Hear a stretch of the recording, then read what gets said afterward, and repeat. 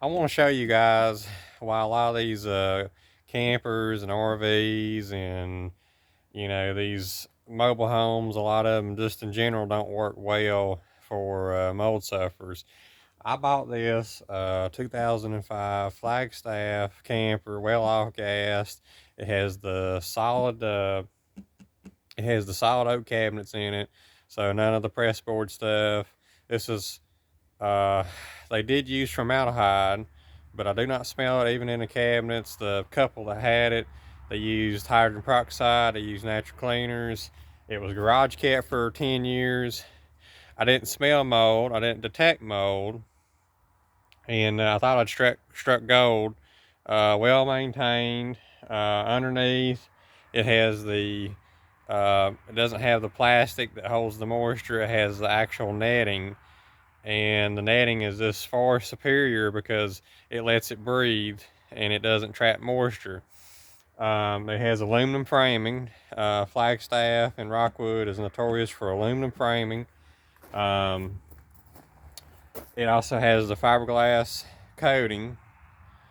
So, as far as a normal person, or let's say a person that's not mold sick, this is about the safest long-term camper that you can buy. Um, I give close to 10 grand for this camper, and it was a big disappointment that it didn't work. So I'm gonna put a picture on the screen, or I can actually show you through the window. You can climb up. So let me climb up top the battery case. You can look inside. You can see there's a couch, and that couch right there is part of the slide out. And what I want you to look at is behind the slide out. You can't really see it because it's dark, but it was in my other video. I put it on the screen, that way it's bright. But what happens with these campers, and any camper, is you have condensation. Excuse me. You have condensation that forms between the outer skin, and also too, another benefit was it had the polystyrene. It didn't have the fiberglass, so polystyrene is actually very hard for it to mold. Again, it was the best thing I could have bought for myself, but it still didn't work.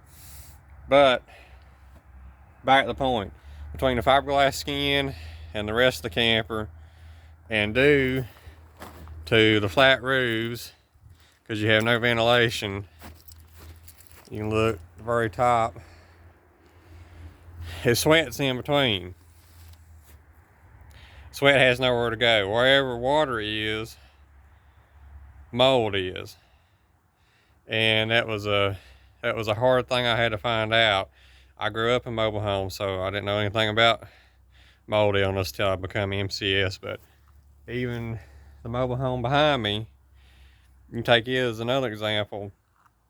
They actually put ridges on the tin, and what that's for is the condensation travels down, and as that condensation travels down, it drips out the bottom. And a lot of people spray foams the bottom of that, and it's just a terrible train wreck, rots them out like crazy. But you have the older barns and stuff, they was really well ventilated. Actually, I know how I can show that little bit of mold. I'm gonna borrow one of my little lights. I got a little light right here. So this is behind the couch. This is the outer skin. You're actually looking at the wallboard right there. And what you're looking at in between is you're looking at mold. And that's where it's condensated. Just normal heating and cooling cycles. That's all that is. In order for to be 100% mold proof, your construction needs A-frame ventilation, because And these mobile home or campers, they have nowhere to go. They build up to kind of safely travel down. That's why they're designed. Okay, we know wet clothes in a dryer, it only takes them 24 hours for wet clothes to get musty.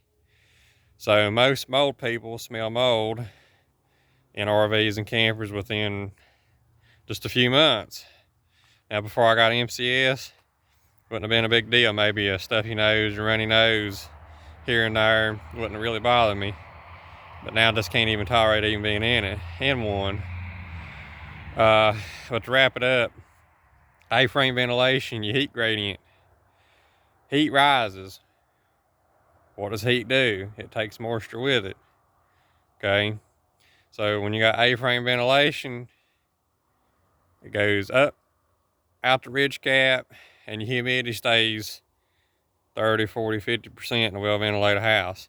In a camper, you can actually put a humidifier or a weather vane in there, a digital readout, and like this camper, it'll stay 60, 70%. And that is your number one reason why these things mold in no time. They're mold prone. And number 3 is usually after 10 years, they're done. That's it. But that was a hard lesson I learned, is most RVs, most campers, most mobile homes don't work.